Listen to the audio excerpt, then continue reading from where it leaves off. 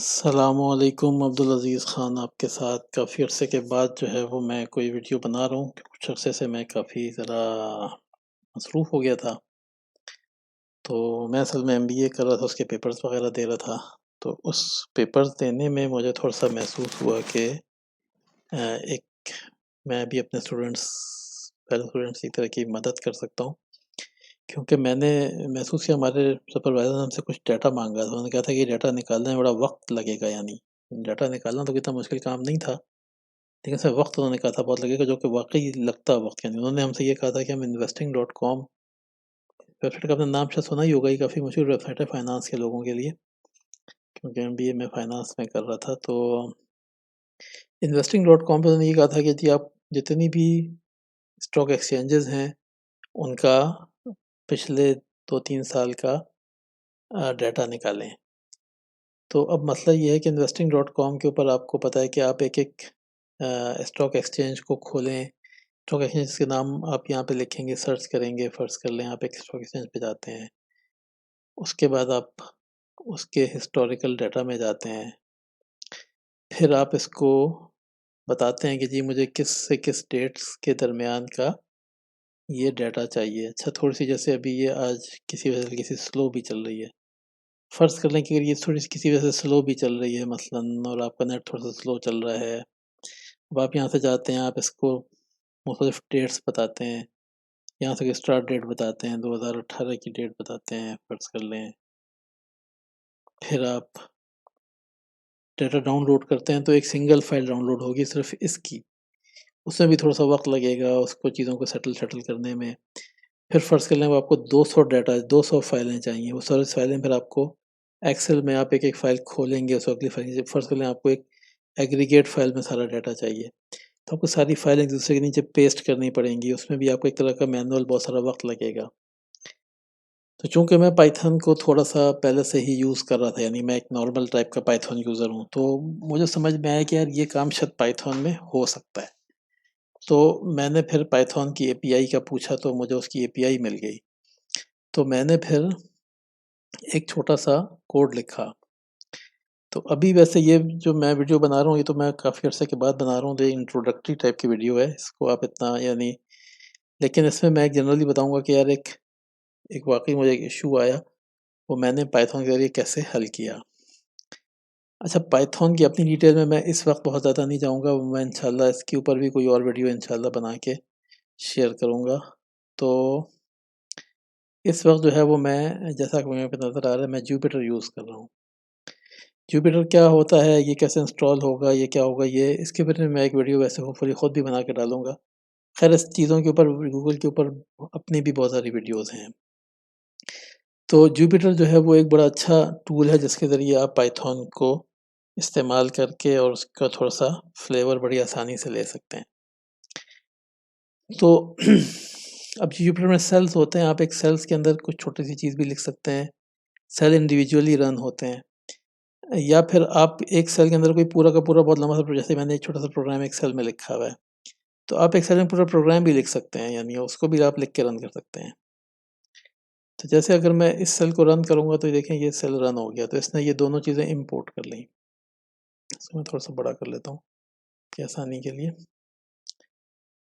तो इन्वेस्ट पाई जो है ना, ये पाइथन की लाइब्रेरी है, जो कि इन्वेस्टिंग डॉट कॉम के ऊपर काम करती है, यानी ये सिर्फ़ इन्वेस्टिंग डॉट कॉम से रिलेटेड है, ये किसी और चीज़ से रिलेटेड नहीं है। अच्छा, पेंडास जो है ये बड़ी मशहूर पाइथन की लाइब्रेरी है।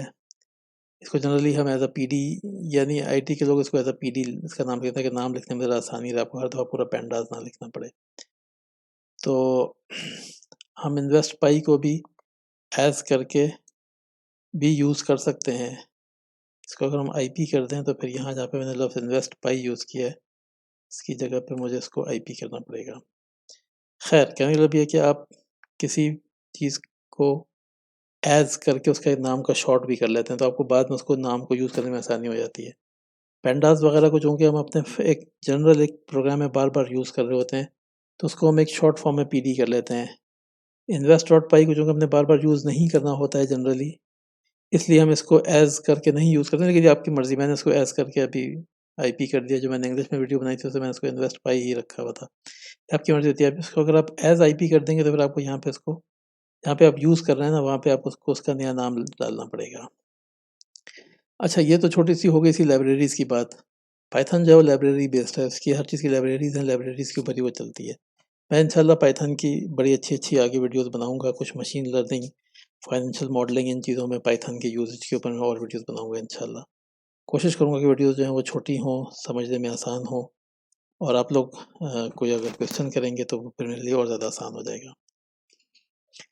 अच्छा देखिए, इसमें मुझे ये था कि मुझे तो ख़ैर, अच्छा ये जो मैंने इस वक़्त खोली हुई है ना बाय चांस, ये थोड़ी-सी डिफरेंट चीज़ है लेकिन बहुत सिमिलर है, यानी डिफरेंट तो है लेकिन सिमिलर है। मेरी जो रिक्वायरमेंट थी वो ये थी कि मैंने दुनिया के तमाम बड़े-बड़े स्टॉक एक्सचेंजेस का हिस्टोरिकल डाटा उठाना था। तो मैंने एक लिस्ट ऑफ स्टॉक एक्सचेंजेस लिखे हुए थे उसमें। लेकिन यहाँ पे मैंने ख़ैर अभी सिर्फ़ पाकिस्तान के कुछ स्टॉक्स का डाटा उठाया है। तो कहने का मतलब ये है कि आपको यहाँ पे जो भी हो, इन्वेस्ट पाई के ऊपर हमारे पास 4-5 एपीआईज़ हैं। यानी इंडिविजुअल स्टॉक की एपीआईज़ डिफरेंट हैं और इन स्टॉक एक्सचेंजेस की एपीआई डिफरेंट है। तो आप जो चीज़ यूज़ कर रहे होते हैं, आपको वो वाली एग्जैक्ट एपीआई, उनका फॉर्मेट में थोड़ा सा चेंज हो जाता है। जब स्टॉक एक्सचेंज के ऊपर जाते हैं तो थोड़ा सा फॉर्मेट चेंज हो जाता है कि आपने किस शेप में डाटा उठाना है, आपने डेली उठाना है, वीकली उठाना है, इस तरह की चीज़ें भी आप उसमें ऐड कर लेते हैं। और थोड़ा-सा नाम चेंज हो जाता है, जैसे यहाँ पे आप अगर आप देखें तो ये लिखा हुआ है गेट स्टॉक हिस्टोरिकल डाटा। तो एक जो स्टॉक एक्सचेंज है ना, वो स्टॉक नहीं है, यानी तो वो उसमें थोड़ा-सा नाम में भी यहाँ पे तब्दीली आ जाएगी। आपको नाम से अंदाज़ा हो जाएगा कि यार ये स्टॉक एक्सचेंज की बात हो रही है या खुद स्टॉक की बात हो रही है। तो स्टॉक एक्सचेंज की सूरत में ये देखें, जैसे ये एक लिखी हुई है, उस इंडेक्स का आप डाटा उठाते हैं, क्योंकि स्टॉक एक्सचेंजेस का आपको इंडेक्स चाहिए होता है। तो आपको अगर इंडेक्स का डाटा उठाना है तो वो आपको एपीआई कॉल जो यूज़ करनी पड़ेगी वो उस इंडेक्स की होगी। अगर आप किसी स्टॉक का डाटा उठाना है तो जो आप कॉल यूज़ करेंगे वो स्टॉक की होगी। तो डिफरेंट इसमें थोड़ा-सा आ जाएगा। ख़ैर इस पे भी हम इंशाल्लाह बाद में किसी और वक़्त बात करेंगे। तो यहाँ पे आप देखें तो मैंने इसको यहाँ पे एक लिस्ट में थी। अच्छा, ये यानी मसलन आपको उसको स्टॉक के नाम तो बताने ही पड़ेंगे ना, क्योंकि आपको बताना पड़ेगा मुझे किन-किन स्टॉक्स का डाटा चाहिए। तो अगर आपको स्पेसिफिक स्टॉक्स का डाटा चाहिए तो आपको स्टॉक्स के नाम बताने पड़ेंगे। तो इसमें जैसे मैंने यहाँ पे 3 स्टॉक्स के नाम डाले हुए हैं। मैं कि 3 की जगह पे अगर 300 स्टॉक्स के नाम भी डाल दूँगा ना, तो भी ये थोड़ी देर में मुझे एक-एक करके उनका डाटा दे देगा। ये मैं एक चीज़ यहाँ से डिलीट कर दूँ, ये मैंने इंग्लिश वाली में बनाई थी तो ये उसमें पड़ी हुई है, ताकि आप लोगों को भी दिखा सकूँ। ठीक है, तो ये मैंने 3 डाटा इसमें डाल दिए। इसमें मैं फ़र्ज़ कर लें पीटीसीए और पीआईएए। मैं इसमें सिर्फ़ आपकी आसानी के लिए यहाँ पे ये 2 और डाल देता हूँ। मैं इसमें पीटीसीए और पीआईएए भी ऐड कर, अब ये 5 स्टॉक हो गए। देखें, एक बने-बनाए कोड में अगर मुझे 2 और डाटा चाहिए तो मैंने सिंपली सिर्फ़ 2 नाम ऐड कर दिए बस। आपको और कुछ नहीं करना। आप फ़र्ज़ करें कि आप एक डाटा बना रहे थे और अगर आपको डाटा बनाने में आपके टीचर ने कहा कि जी इसमें 5 स्टॉक एक्सचेंजेस और ऐड कर दो, आपको 5 दफ़ा और गो थ्रू करना पड़ेगा उस पूरे प्रोसेस से ना। इसमें ये है कि आपने एक दफ़ा सारा कोड लिख लिया, ये कोड सारा बना हुआ है।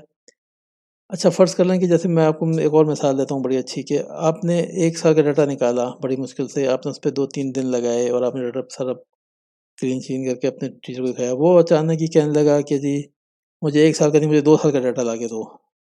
अब आप खुद सोचें कि एक बंदे ने 4-5 दिन डाटा पे लगाए हों, उसकी क्या हालत उसकी हो जाएगी। यहाँ पे कोई ऐसा मसला नहीं है। आपको टीचर कहता है कि जी मुझे 2 साल का डाटा ला के दो, आपने यहाँ पे 2020 डाल दिया। टीचर कहता है 5 साल का डाटा ला के दो, आपने यहाँ पे 2017 डाल दिया। वो कहते हैं 10 साल का डाटा, यहाँ पे 2060 डाल दिया। कहने का मतलब ये है कि आप स्टार्ट डेट चेंज करते जाएँगे तो आपके पास डाटा की वो बढ़ती जाएगी। हम इसको अभी ज़रा करीब की डेट ही रखते हैं, वरना वो जितना लंबा डाटा होगा तो उतनी ये वीडियो भी फिर थोड़ी-सी लंबी हो जाएगी, क्योंकि वो डाटा रिट्रीवल में थोड़ा-सा टाइम तो लगता है। मैं टाइम ज़रा-सा शॉर्ट रखना चाह रहा हूँ। तो यानी आप डेट्स चेंज कर लें, आप स्टॉक्स ऐड कर दें, इस कोड के ऊपर कोई फ़र्क नहीं पड़ता है। ये इसका सबसे बड़ा फ़ायदा ये है कि आपने एक पाइथन में कोड लिख लिया, वो कोड एक काम करेगा, तो आप उसके पैरामीटर्स अगर चेंज भी करते जाएँगे, वो कोड उसी तरह से रन होता रहेगा।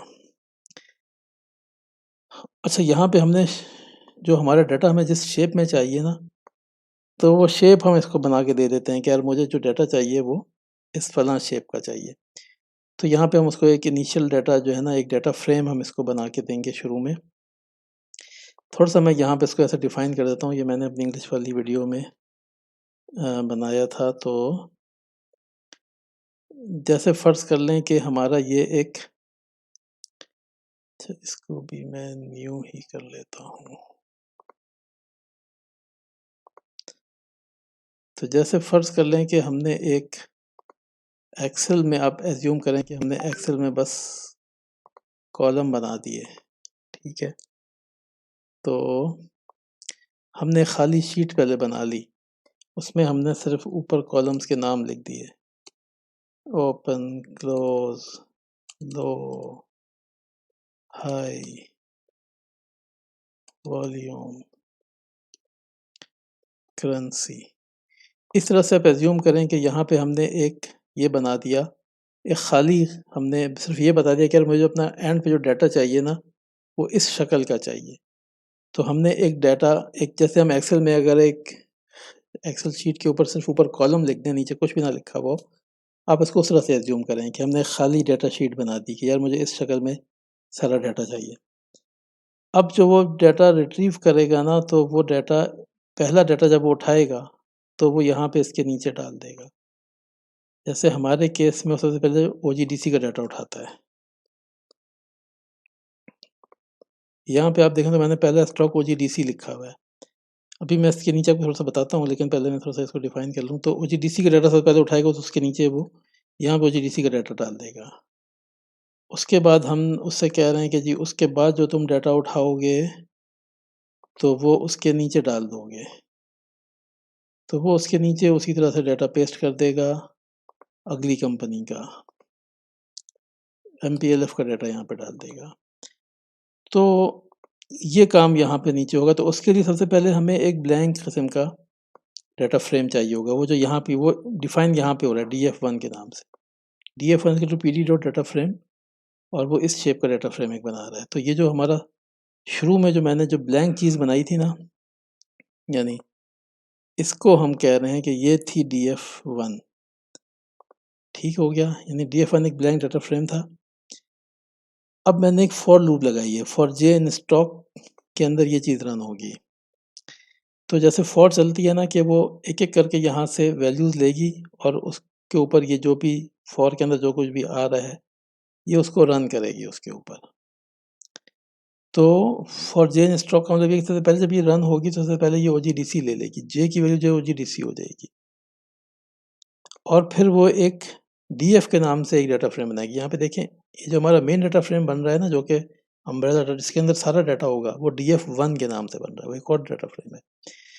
लेकिन जो इंडिविजुअल डाटा फ्रेम बन रहे हैं ना, वो बन रहे हैं डीएफ के नाम से। वो मैं इसलिए बना रहा हूँ क्योंकि मैंने इसमें ये रखा था कि हम 2 तरह की फाइलें सेव करेंगे। एक हम इंडिविजुअल फाइल अलग से सेव करेंगे, फिर एक टोटल फाइल अलग से सेव करेंगे। तो इसलिए मैंने 2 डाटा फ्रेम बना लिए। वरना यही काम थोड़ी-सी कोशिश से एक सिंगल डाटा फ्रेम में भी हो सकता है। हम एक ही डाटा फ्रेम को अपेंड करते जाएँ और उसी को एक दफ़ा एज़ अ एक्सेल सेव कर लें। लेकिन मैं ये चाह रहा था कि बाद जैसे टीचर्स चाहते भी हैं कि आप डाटा अलग से भी सेव करके दिखाएँ और एग्रीगेट डाटा भी दिखाएँ। तो हमने फिर इसीलिए मैंने इसमें 2 तरह का वो रख लिया है। तो जब ये पहली दफ़ा चलेगी, इसमें जे की वैल्यू में हमारा पहला स्टॉक होगा, तो एक डाटा फ्रेम बनेगा, जिसमें पहले क्या होगा कि इन्वेस्ट पाई की ये जो एपीआई है, ये कॉल होगी। इस एपीआई को एज़ अ डाटा हम एक स्टॉक का नाम बताएँगे। सबसे पहले नाम उसको ओजीडीसी का जाएगा, सबसे पहले ओजीडीसी चली जाएगी। कंट्री हमें बताना होता है, क्योंकि आपको पता है बाद औक़ात सेम जैसे आईसीआई पाकिस्तान में भी है, इंडिया में भी है, बहुत सारे मुल्कों में है, नेस्ले वग़ैरह है। तो आपको कंट्री भी बताना पड़ता है, यानी क्योंकि स्टॉक जो हैं वो यूनिक नहीं होते इनके नाम। फिर स्टार्ट डेट और एंड डेट बतानी होती है, ये जो डाटा तुम उठाओगे ये कहाँ से कहाँ तक का उठाओगे। अच्छा, ये जो डाटा, वैसे ही जो एपीआई कॉल जब डाटा उठाती है ना, तो चूँकि उसमें स्टॉक का नाम हमने डिफ़ाइन किया होता है, तो इसलिए जो कॉल से जो डाटा वापस आता है ना, उसमें स्टॉक का नाम नहीं होता है। तो हम स्टॉक का नाम इंसर्ट कर देंगे, क्योंकि जैसे यहाँ पे आपको नज़र आ रहा है ना, हमें अगर यहाँ पे स्टॉक का नाम इसके अंदर ना हो ना, यहाँ पे लिखा हुआ नहीं है। चलें, यहाँ पे मैं डाल देता हूँ। तो अगर स्टॉक का नाम अगर लिखा हुआ नहीं होगा ना, तो फिर हमें फिर बाद में पता चलेगा कि कौन-सा डाटा किस स्टॉक का है। तो स्टॉक का नाम फिर हमने अपनी तरफ से ऐड कर दिया, क्योंकि जब ये फ़र्ज़ करें जैसे फर्स्ट टाइम जब डीएफ रन होगा, तो डीएफ में डीएफ का नाम तो ओजीडीसी होगा, तो वो इस नाम को भी एज़ अ कॉलम ऐड कर देगा, ताकि जब वो नेक्स्ट डीएफ जब यहाँ पे हम दोबारा जब इसमें डाटा फ्रेम उठाएँगे, तो फिर यहाँ पे डीएफ का नाम तो चेंज हो जाएगा, वो तो एमपीएलएफ हो जाएगा। तो जो हमें नेक्स्ट डाटा है वो आइडेंटिफ़ाई होना चाहिए ना कि ये डाटा किस स्टॉक किस कंपनी का है। तो इसलिए हम इसमें स्टॉक का नाम भी यहाँ पे ऐड कर देंगे। अच्छा, उसके बाद ये होगा कि ये जो डाटा फ्रेम है, यानी जो इंडिविजुअल कंपनी का जो डाटा है, उसको हम यहाँ पे ये बहुत सिंपल सा, यानी एक्सेल में सेव करने के लिए आपने सिर्फ डीएफ टू एक्सेल करना होता है और एक फ़ाइल का एग्जैक्ट पाथ बताना होता है। अच्छा, ये पाथ जो है ये एग्जिस्टिंग होना चाहिए, यानी ये पाथ ये क्रिएट नहीं करेगा। तो ये पाथ मेरा ये बना बनाई मैंने आपको यहाँ पे दिखाया भी था, इस पाथ में सब फाइलें भी थी, पूरा पाथ बना हुआ है। इस बने हुए पाथ में वो सिर्फ ये करेगा कि फ़ाइल का नाम जो है ना, वो उस स्टॉक के नाम पे रख लेगा, ताकि आपकी फ़ाइलें डिफरेंट हो जाएँ। अच्छा, ये जो अगली लाइन ऑफ कमांड है ना, ये क्या करेगी कि ये डीएफ1 में फिर हर एक डाटा को अपेंड करती जाएगी। आपने एक डाटा बनाया, यानी जो काम अब यहाँ पे हो रहा है ना, कि ये पहले तो ब्लैंक थी, उसके बाद ये जो डीएफ है ना, यहाँ पे ये जो ओजीडीसी है, ये खुद भी एज एक्सेल फाइल सेव हो जाएगा, और ये पूरा का पूरा जब पूरा बन जाएगा ना, जब इसमें सारे के सारे आ जाएंगे, यानी इसमें ये नीचे हमने जो 3 और डाले थे ना, यानी फ़र्ज़ कर लें कि ये पहला भी आ गया, उसके बाद ये चौथा भी आ गया, और उसके बाद ये 5वां भी आ गया। अच्छा, हर एक में आपका डीएफ का नाम, यानी एमपीएलएफ के बाद आईसीआई आ गया, उसके बाद हमने पता नहीं पीआईए डाला था शायद, और फिर पीटीसी डाला था। तो ये डिफरेंट नाम के साथ ये इसके नीचे ऐड होते जाएँगे। तो आखिरी में ये जो डीएफ1 है, यानी ये डीएफ1 जो कि शुरू में ब्लैंक था, ये डीएफ1 आप देख रहे हैं शुरू में ब्लैंक था। तो ये डीएफ1 में आखिरी में सारी ऐड होती जाएँगी, तो डीएफ1 एक बहुत बड़ी-सी फ़ाइल बन जाएगी।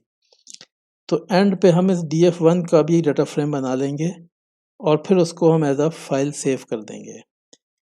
तो उम्मीद है कि जो भी मैंने बताया कि वो थोड़ा बहुत समझ में आ रहा होगा। तो मैं इस लाइन ऑफ कोड को भी रन करता हूँ, और मैं ये जो देखें, जो खाली पड़ी हुई है ना हमारी ये जो एक, इसमें अब आप हम देखते जाएँगे कि जैसे-जैसे ये लाइन ऑफ कोड रन होता जाएगा ना, ये डाटा रिट्रीव करता जाएगा और एक्सेल की फाइलें बना-बना के सेव करता जाएगा। तो ये आपको मेरा ख़्याल है अब थोड़ा-सा समझ में आएगा कि ये कर क्या रहा है। तो मैं इसको रन करता हूँ और मैं यहाँ पे जाता हूँ। यहाँ पे अभी आप देखेंगे कि यहाँ पे अच्छा, नहीं, अच्छा, इसका नाम हमने बाद में चेंज किया था। सही मैं आपको बताता हूँ थोड़ा-सा, चलिए एक लिहाज़ से अच्छी बात भी है कि चलें एक एरर आ गई ना, तो हम थोड़ा-सा उस एरर को भी डिस्कस कर लेते हैं। देखें, ये यहाँ पे इसने ये कहा कि name IP is not defined, हम इसको यहाँ कह रहे हैं आईपी डॉट गेट। उसकी वजह ये है कि मैंने ये पहला जो सेल था ना, ये मैंने रन पहले कर दिया था, और मैंने ये एज़ आईपी लफ्ज़ बाद में डाला। तो मैंने यहाँ पे इन्वेस्ट पाई जब आईपी लिख दिया ना, तो ये आईपी इसको नहीं पता था, क्योंकि ये तो इसके यानी इस हाइलाइटेड के बगैर रन हुआ था ना। अभी मैं इसको दोबारा रन कर दिया है, तो अब जब मैं रन करूँगा ना इस वाले सेल को, यानी अब इन्वेस्ट पाई की जगह पे हम आईपी का लफ्ज़ यूज़ कर सकते हैं। तो अब मैं रन करूँगा ना, तो अब ये रन हो जाएगा। तो आपको एक एरर भी आ गई, आपने देखा कि यार एक इस तरह की एरर्स भी बाद वक़्त आ जाती हैं, और एरर बड़ी सिंपल सी होती हैं, आप एरर को आम तौर पे समझ लेते हैं कि एरर क्या है ना। तो अब मैं इसको दोबारा रन करता हूँ, तो अब ये रन हो जाएगा। ये देखें, अब यहाँ पे ये फाइलें आना शुरू हो गई हैं, एमपीएलएफ आ गई, ओजीडीसी आ गई, आईसीआई आ गई। अगली 2 फाइलें हो सकता है ना आएँ, तो वो कोई एरर आ जाएगी, वो हम देख लेंगे। अभी ख़ैर उसको हम छोड़ देते हैं, हम इस फाइल को मैं आपको खोल के दिखाता हूँ। तो आप ये देखें कि ये देखें, ये हमारा डाटा इसने उठा लिया, डेट वाइज़ डाटा है कि जी मसलन 2020 की 1 जनवरी को ओजीडीसी के शेयर, अच्छा ये स्टॉक का नाम मैंने डाला है, ये इसने एंड पे इसलिए ऐड किया है। तो ये कितने पे ओपन हुए, सबसे हाईएस्ट कितने गए, लोएस्ट कितने गए, क्लोज़ कितने पे हुए। वॉल्यूम कितना था, करेंसी क्या थी। तो इस तरह से आपने देखा कि इसने जो है वो एक चीज़ जो है वो चला ली और हमें इसने एक लेवल का डाटा दे दिया। जो डाटा इसने हमें नहीं दिया बाकी 2 का, वो मुझे लगता है कि कोई नाम का कोई एरर होगा। अच्छा नहीं, इसमें फिर मेरी ही गलती है, चलें। इसमें चलें एक बात है कि चलें कि हमें अच्छी लर्निंग हो रही है। मैंने ये 2 नाम भी बाद में ऐड किए थे। इसको मैंने नाम ऐड करने के बाद दोबारा से रन नहीं किया। इसकी जो इनिशियल मेमोरी में जो पड़ा हुआ था ना, वो डाटा फ्रेम इसके बगैर पड़ा हुआ था, समझें आप कि यहाँ तक पड़ा हुआ था, इसलिए उसने यहीं तक के उठाए। अगर मैं इसको रीरन करूँ और फिर मैं इसको भी अगर रीरन करूँ ना, तो आप देखें अब ये यहाँ पे 5 चीज़ें उठा लेगा। अब देखें, अब पीटीसी भी आ गया और पीआईए भी आ गया। तो अब इसने ये पाँचों उठा लिए, क्योंकि आप इस तरह की जो भी कोई छोटी-मोटी चीज़ या छोटी-मोटी गलती करते हैं ना, तो वो आपको फ़ौरन पता भी चल जाती है। तो आपने ये देखा कि इस लाइन ऑफ कोड ने हमारा ये जो काम, यानी मैं अगर एसएनपी में जाता, मैं यहाँ पे इन पाँचों को बार-बार खोलता, मैं इनकी डेटें हर दफ़ा चेंज करता, फिर मैं इसको डाउनलोड करता। अच्छा, फिर मैंने आखिरी काम जो आपको दिखाऊँगा ना, यानी जैसे अभी आप देख रहे हैं कि ये इंडिविजुअल 5 फाइलें हैं। मैंने एंड पे इन पाँचों फाइलों का डाटा उठा के एक फ़ाइल के अंदर सेव भी करना था। वो बेशक बहुत छोटा काम है, लेकिन वो एक हेक्टिक काम है। आपको बार-बार पूरा डाटा आप उठाएँ, सबसे नीचे जाके सेव करें। तो अभी मैं आपको दिखाऊँगा सिर्फ़ एक लाइन ऑफ कोड के ज़रिए हमने वो काम भी इसमें कर लिया है। यानी अभी मैं जब उसको रन करूँगा तो हमारे पास एक एग्रीगेट फ़ाइल भी यहाँ पर आ जाएगी। तो ये असल फ़ायदा है, यानी मसलन अच्छा मैं आपको ये पहले दिखाता हूँ।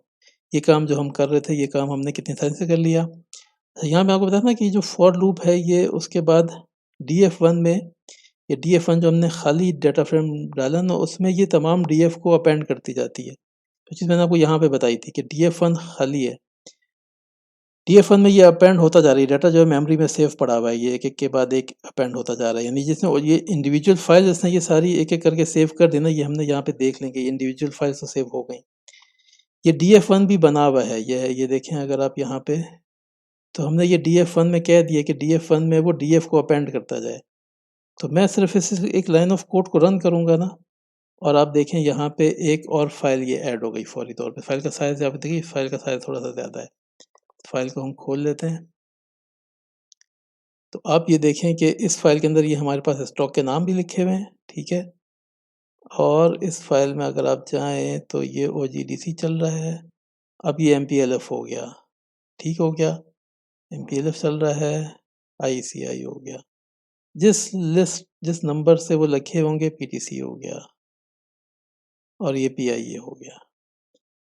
तो जिस तरतीब से ये आपके पास यहाँ पे लिखे हुए थे, उसी तरतीब से कि नीचे एक सेव हो गए। ये जो आपने यहाँ पे जो इसको बताया था कि जी कौन पहले कौन बाद में, ओपन पहले फिर हाई फिर लो, उसने इसी तरह से इनको सेव कर दिया। डाटा अगर थोड़ा बहुत आगे पीछे होता है तो पेंडास उसको खुद ही अलाइन भी कर लेती है। अच्छा, ये गलती हमारे यहाँ बाद-औक़ात हो जाती है कि जी एक कॉलम इधर एक कॉलम उधर हो गया। इसमें करने में फ़ायदा ये है कि ये गलती नहीं होगी, वो हमेशा उसको प्रॉपर जगहों पर ही ऐड करेगा। तो यहाँ पे आपने देखा, ये सिर्फ़ एज़ अ इंट्रोडक्शन ही मैंने अभी सिर्फ़ दिया है कि देखें पाइथन ने आपका एक, अब एज़्यूम करें कि मैंने अभी 3 से 5 कर दी फाइलें तो कोई फ़र्क नहीं पड़ा। मैं इसको 5 से अगर 500 फाइलें भी कर दूँ ना, मैं 200 स्टॉक भी और ऐड कर दूँ, तो मुझे स्टॉक के नाम सिर्फ़ इसमें ऐड करने हैं। अच्छा, इसके अलावा मैं इसमें कोई छोटा-मोटा, यदि फ़र्ज़ कर लें कि अगर मैं ये चाहता हूँ कि यार रोज़ाना की जो चेंजेज़ हैं ना, यानी फ़र्ज़ कर लें कि जितने पे ओपन हुआ और जितने पे क्लोज़ हुआ, तो उसकी परसेंटेज भी मुझे बता दे कि यार रोज़ाना 1 दिन में कितना परसेंट चेंज हुआ। तो ये मैंने एक वैसे डाला हुआ है, मैंने इसमें अभी रन नहीं किया, वो मैं आपको इंशाल्लाह किसी अगली वीडियो में दिखाऊँगा। तो हम मसलन चेंज का कोई फ़ॉर्मूला बना के कि जी वो DF close minus DF open divide by DF open, और उसको अंडरस्टैंड, यानी हम किसी भी फ़ॉर्मूले की बेस पे हम कोई एक कॉलम ऐड कर सकते हैं। आप खुद सोचें कि अगर ये काम आपको एक्सेल में करना पड़े, मुश्किल नहीं है, यहाँ पे बात मुश्किल की नहीं हो रही है। लेकिन एक फ़ाइल जिसमें हज़ारों रोज़ हों, उसके ऊपर एक्सेल में एक काम करने में थोड़ा-सा टाइम भी लग जाता है, कभी-कभी छोटी-छोटी गलती भी हो जाती है। तो हम इसके ज़रिए बहुत सारी चीज़ें भी कर सकते हैं, बहुत सारा डाटा रैंगलिंग कर सकते हैं, छोटे-मोटे इसके हम अ, अगर हमें इसके बारे में कुछ और चीज़ डालनी है, कोई स्टैटिस्टिकल इन्फॉर्मेशन डालनी है, हमने इसका कोई मीन निकालना है, कोई और चीज़ निकालनी है, हो सब एक्सेल में भी सकती है, सिर्फ बताने का मकसद सिर्फ ये है कि यहाँ पे वो चीज़ हम इसी में सिर्फ 2-3 लाइन ऑफ कोड ऐड करके और हमारे रिज़ल्ट में वो चीज़ें ऑटोमेटिकली ऐड होके आ जाएँगी। तो मैं इंशाल्लाह इस पे आपको नेक्स्ट जो वीडियोज़ कोई बनाऊँगा तो मैं आपको थोड़ा-सा और बताऊँगा। तो अभी सिर्फ आपको बताने का मकसद ये था कि ये बड़ी अच्छी चीज़ है जो मुझे महसूस हुई, मैंने अपने खुद एमबीए में इसको बड़ी अच्छे से यूज़ किया है। डाटा हासिल करने में स्टूडेंट्स के लिए ये बड़े काम की चीज़ है और होपफुली ये आपके बहुत काम आएगी। तो इंशाल्लाह किसी अगली वीडियो में आपसे मुलाकात होगी। इसको कमेंट ज़रूर करिएगा, आपकी अपनी रिक्वायरमेंट हो तो वो बताइएगा ताकि हम उसके ऊपर भी कुछ चलें, कुछ काम वाम कर सकें। तो फिर आपसे अगली वीडियो में मुलाकात होगी। अस्सलामु अलैकुम।